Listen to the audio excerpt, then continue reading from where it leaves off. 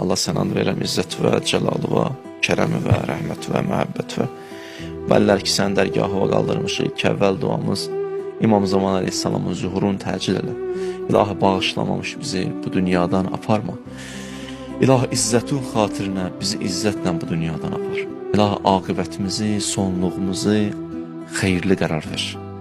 İlahi son anlarda kəlmə-i şəhadəti deməyi bizlərə nəsib elə. İlahi bizi Peyğəmbərin huzurunda, İmam Hüseynin, Əhl-i Beytin huzurunda üzü qara olanlardan qərar vermə. İlahi və Rəbbim bizi nəfsimizə sahib çıxanlardan qərar ver.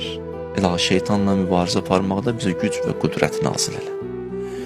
İlahi qəlblərimizdə olan dualarımız var.